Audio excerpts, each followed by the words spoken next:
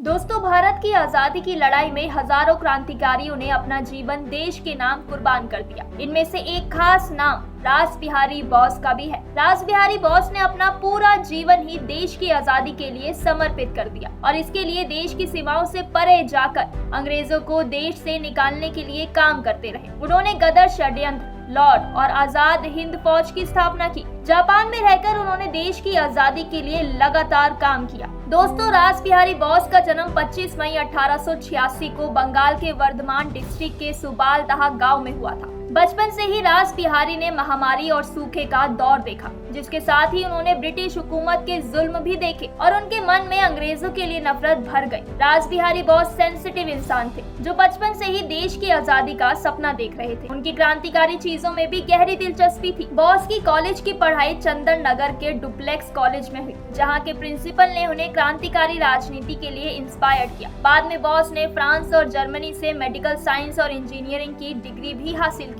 पहले रासबिहारी बोस ने देहरादून में फॉरेस्ट रिसर्च इंस्टीट्यूट में हेड क्लर्क के तौर पर नौकरी की, जहां उनकी मुलाकात अमरेंद्र चैटर्जी से हुई, जो युगांतर क्रांतिकारी ऑर्गेनाइजेशन का हिस्सा थे। यहां से वो बंगाल के क्रांतिकारी कामों से जुड़ गए, लेकिन वो यहीं तक सिमट कर नहीं रहे। बोस अरविंदो घोष के स्टूडेंट थे। इसके साथ ही वो उत्तर प्रदेश, पंजाब और आर्य समाज क्रांतिकारियों से भी जुड़े रहे। साथ ही उन्हें कई भाषाओं का ज्ञान था। हिंदी, इंग्लिश, जापानी और जर्मन में भी महारत हासिल थी। वहीं 1911 में बोस ने अंग्रेजों के खिलाफ एक जबरदस्त विस्फोट किया। दरअसल दिल्ली में जॉर्ज पंचम में 12 दिसंबर को हुए दिल्ली दरबार के बाद वायसराय लॉर्ड हार्डिंग की सवारी निकली थी। उस झांकी पर बम फेंकने का काम अमरेंद्र चैटर्जी और वसंत कुमार विश्वास ने किया था। इस बम को असल में रासबिहारी बोस ने ही बनाया था। इस घटना के बाद बोस देहरादून में अपने ऑफिस में काम करने लगे और अंग्रेजों को अपनी भनक तक नहीं लगने दी। साथ ही पहले विश्व युद्ध के समय क्रांतिकारियों ने देखा कि अंग्रेजों को युद्ध के लिए सैनिकों की ज्यादा जरूरत है।